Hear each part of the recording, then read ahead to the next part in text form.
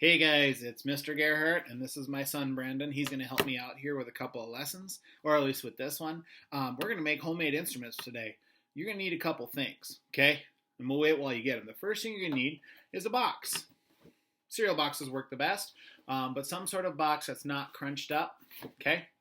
Honestly, sometimes the bigger the better, but a tissue box works good for this too. The other thing you're going to need, something to cut with. Your parents will need to help with that step. Okay? You need some tape and rubber bands. Yes, you need rubber bands. Ow! Okay, so what you're going to have to do, first thing you got to do is you get your box. Brandon, where's your box? Perfect. Oh. Okay, what you're going to do is you need to take some sort of marker device, and you need to draw a circle. Brandon, here you go. Oh, yeah. You're going to draw a circle on your box. I'll wait.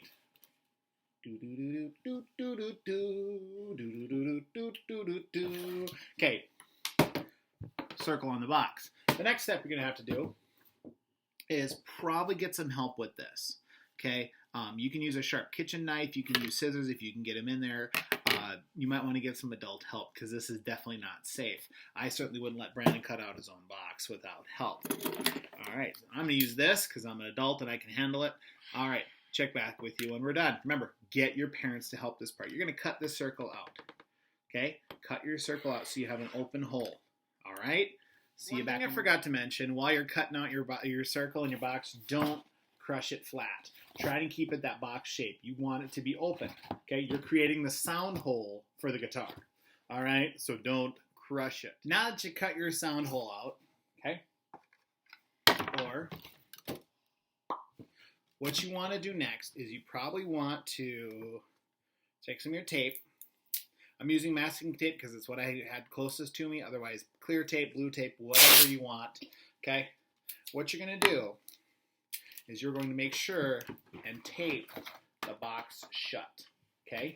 If you're using a cereal box. If you're using a tissue box, tissue boxes are the easiest because they're already pre-cut, ready to rock and roll. All you do is put some bands on it, okay? So you want to make sure your box is taped shut. You don't want it popping open while you're playing, okay? And then if you want to tape around the sound hole, you can to make it a little less buzzy. You probably want to because if it was like me, the cut's not very clean. So tape around the sound hole too. All right, I'll check back, pause the video, do that, come back. Now. Okay, so Brandon has taped his. I've taped mine. Remember to tape the box closed. Okay, next thing you're going to do is this is where the rubber bands come in. Okay, for large cereal boxes, you want really stretchy rubber bands. Okay, if you're working with something smaller, that works too. What you're going to do, take your box, put your rubber band over it, but make sure, okay, it ain't working, is it? But you need to make sure that the rubber band is over the sound hole, okay? Do that a couple times. You want at least probably 3 or 4 rubber bands, okay? Ooh, that's not a very stretchy one. Try one more time. Ow! That hurts. Dwang, dwang. What? Now, if you take, yeah. Okay, so like this, doesn't sound so good. But if you give your box a squeeze,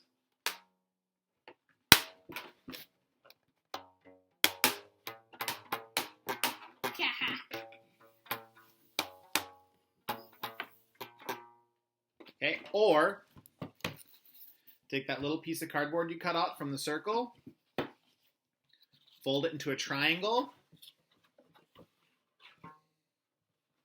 You might have to tape it into an actual triangle shape, but if you stick it under your rubber bands, okay, under your rubber bands, like a violin, it's called a bridge.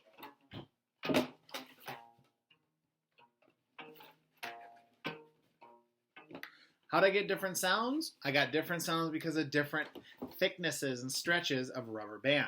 Okay? If you took a rubber band, okay, and you tied a knot. Don't know if I can do it. I'll go back to my balloon tying days.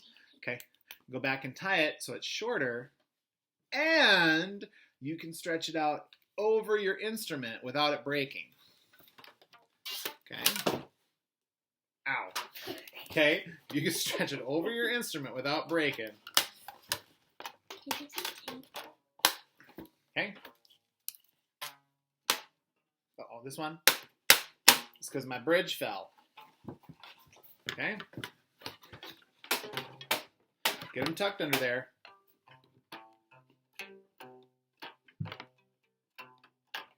And then you just got to watch your bridge because it will flop on you. That's why you either tape it down or tape it across so that it's in. You can also use like a toilet paper tube or something as long as it pushes those strings up. I mean, I could use my tape roll. I could use a pencil. Okay? Go ahead and do that. Check back and pause the video. Do that. I'm going to help Brandon here with his. We'll be back. So now you see that Brandon and I have taped bridges onto our boxes.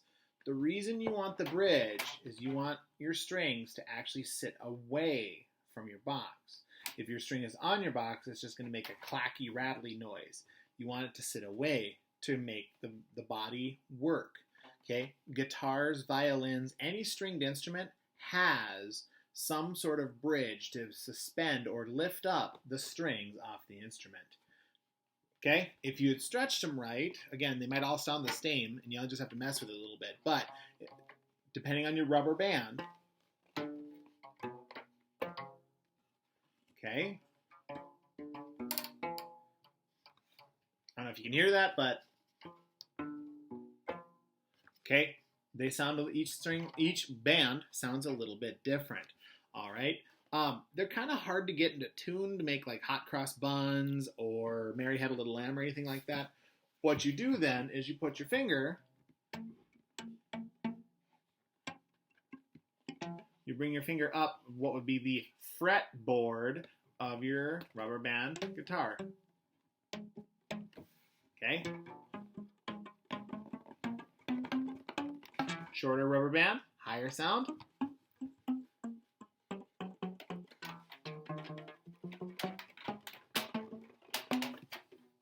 Okay, makes a longer rubber band makes a lower sound. This is something you can do at home. Share this with. I'll have another one here in a little bit of how to make a homemade kazoo, which is even more fun and even a little bit more annoying and even more fun for your parents. Okay, so again, you want your strings, you can kind of see it with Brandon's, to sit away from the box. That gives you your sounding board so that your instrument makes sound. You can try also if your ends get a little crumpled. I have this taped here because I was trying to make the string a little higher to make it kind of close to a ukulele, but it didn't work. Okay? So you can even pluck here. Okay? Anywhere where the box is crumpled in will work. Okay? You got to have that. That's what the hollow body is for. All right? So, good luck. Again, take a picture, send it to your teacher with the instructions to forward it to me. Otherwise, I'll try and post this on the Winemere Facebook page too, so you can comment and show me your pictures. You can also check me out on Facebook. It's just Russ Gerhardt. I might try and create a music teacher one that's just for work kind of thing. But let me know how you did, if you did any of these. They are fun, and they are, it's a good way to burn a little time. Although, just be careful, you might be sent outside. And thankfully it's sunny out so you can, but you might be sent outside for annoying everybody in the house, especially when we get to the kazoos, because it's going to be, yes. Okay, so for the next instrument in the Build Your Own Instrument for Fun and Profit series is going to be called a kazoo. And a kazoo is it's a plastic tube, but it's got a little piece of wax paper in it, and as you hum, it buzzes. It's kind of it's a wind instrument, and I don't know how to describe it because it's a membrane that buzzes. I don't know. There's no descriptor for it. Possibly annoying, fun, who knows. Anyways, so what you need is toilet paper roll. Bet you got a bunch of these sitting around. If not, ask for the next one. Okay, you also need some parchment paper. Wax paper also works. So you take it. You're going to take your tube, and you're going to put this over the top of the opening. And you need to keep it on there. I recommend a rubber band, and if you don't have one, tape works too. Make sure it's good and tight when you get it on there. Okay? You want it nice and tight, no holes, no looseness, because it needs to be a tight thing. Okay? Then take a pencil, okay? Preferably a sharp one, and you're gonna poke holes. You're gonna poke holes in it. Crackle, crackle, pop, pop, crackle, crackle. And don't go crazy. Don't poke like 700 holes. But you want enough for air to get through. If air can't get through, it can't work. Okay? That's what you want. And then all you have to do is hum or sing into it. And you just sing on a do. You don't do anything else. Okay? Brandon, my assistant, will demonstrate. Ready?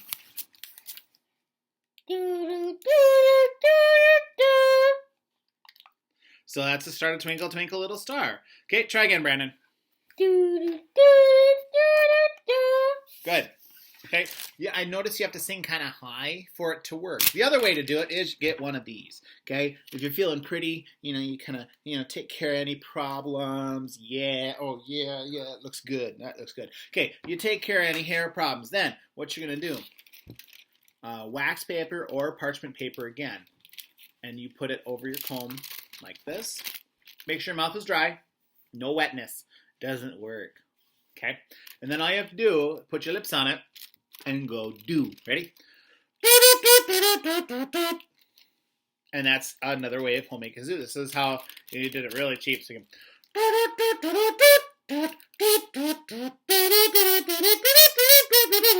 Okay? It works on the vibration of the air. So the wax paper is vibrating. But it also uses not just the air, but the sound from your mouth. So you have to hum or sing the song for it to work. You can't just blow on it. If I do that, nothing. Okay? But if I go,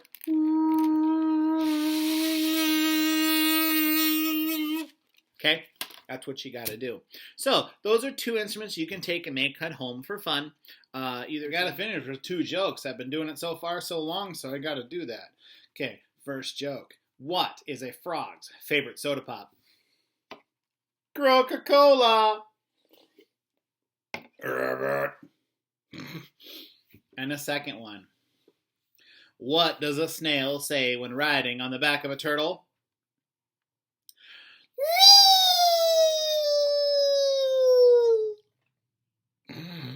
Take care, guys.